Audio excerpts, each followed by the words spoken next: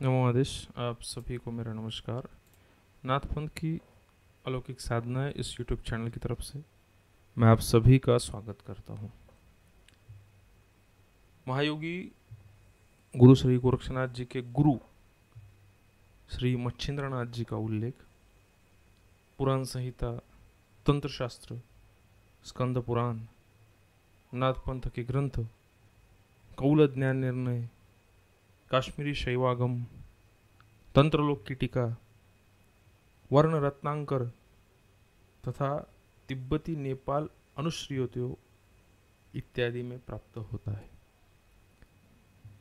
नाथ पंथ की परंपरा के अनुसार मच्छिंद्रनाथ जी नाथ पंथ के प्रथम आचार्य एवं काश्मीरी कौल संप्रदाय के प्रवर्तक आचार्य है। मच्छिंद्रनाथ जी का आविर्भाव पूर्व मध्य युग के ऐसे युग में हुआ, ऐसे काल में हुआ जब अनेक आध्यात्मिक साधना के मत प्रवर्तित हो रहे थे। उनमें से कई पर मच्छिंद्रनाथ जी का प्रत्यक्ष अप्रत्यक्ष प्रभाव दिखाई देता है। मच्छिंद्रनाथ जी ने तांत्रिक साधना पद्धति, योग करण कर शक्ति, उपासना पूरक योगिनी, उस पर कौल मत का प्रवर्तन किया। योग साधना में शिव और शक्ति के सामरस्य का सिद्धांत भी उन्होंने समझाया। इसी शिव शक्ति के एकाकार दर्शन से कालांतर में शैव दर्शन में शिव के अर्धनारीश्वर का स्वरूप का विकास उसमें ही हुआ है। उसके बाद ही शिव शक्ति एक ही प्रतिमा में पूजे जाने लगे। योग दर्शन के प्रकाश में सिद्ध मत का पोषण है। मच्छिंद्रनाथ जी ने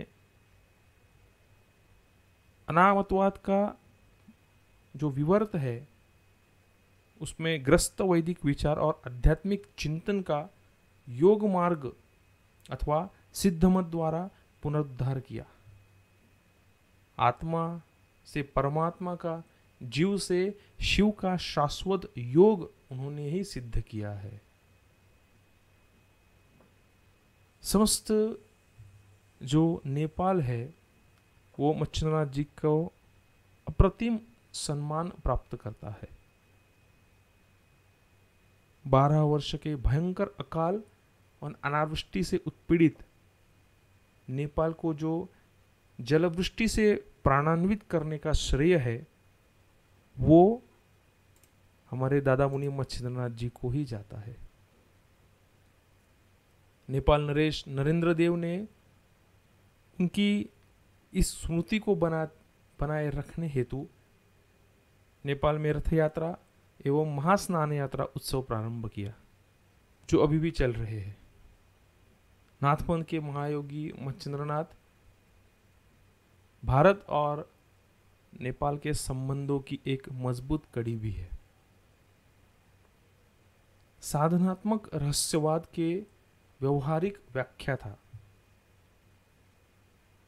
फिर से एक बार सुनिए, साधनात्मक रहस्यवाद के व्यवहारिक व्याख्या था। मच्छिंद्रनाथ जी ने जीवन में ही जीवन मुक्त हो जाने की अद्भुत शिक्षा दी। अज्ञान अंधकार से परम प्रकाश के चरम पर जाने वाले इस महायोगी की पारमार्थिक दक्षता, पारलौकिक कुशलता, लौकिक विलक्षणता तथा लोक मंगलकारी दृष्टि ने योग को सहज और सरल बनाने के लिए उस मार्ग को प्रशस्त किया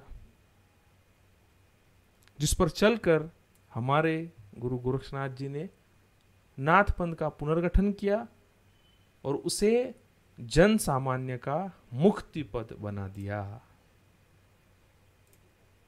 धन्यवाद। आदेश।